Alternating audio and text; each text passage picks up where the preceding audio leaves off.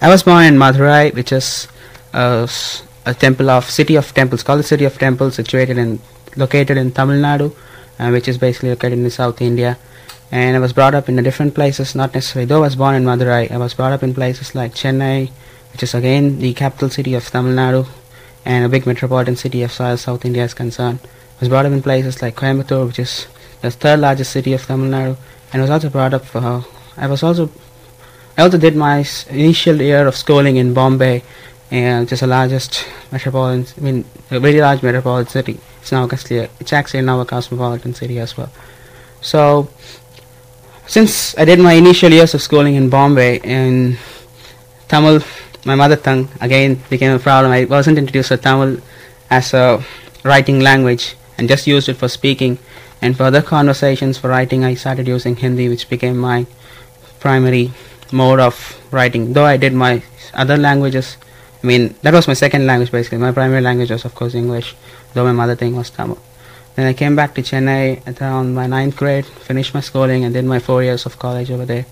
And then I'm now here in KU doing my master's in computer science. Basically, if you see, I think there are around 845 languages spoken all over India. So it becomes really terrible. I mean, each state has a separate language of its own. So the main mode of conversation in the southern states, since different states in southern India have different languages, the main mode of conversation in southern India becomes English. Whereas if you go into the northern parts of India, Hindi becomes a primary language in most of the states. So conversation is usually done in Hindi or in the northern part of India. But within the southern states and between the southern part of India and the northern India, it's usually English. So it's not that Hindi isn't spoken in South India. It's picking up nowadays. I mean, you can find at least 50 to 60% of the people in South India speaking really good Hindi as well as English. So that's the way how communication goes on. I mean, Hindi and English is the mode of language, mode of communication when you go across states and across borders.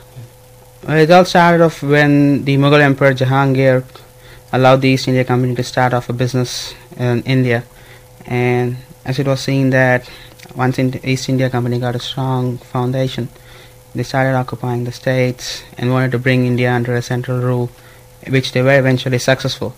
But after the uprising in 1857, which we had the first war of Indian independence, the British government decided to take it over from the East India Company, and it came under the entire British government rule. And we had great leaders like Mahatma Gandhi, Jawaharlal Nehru, who fought for freedom, and which eventually we got in 1947, August 15. Lord Mountbatten declared India as an independent country. यह मेरे लिए एक अति सुंदर अनुभव था, और मैं मेरे मित्र देव को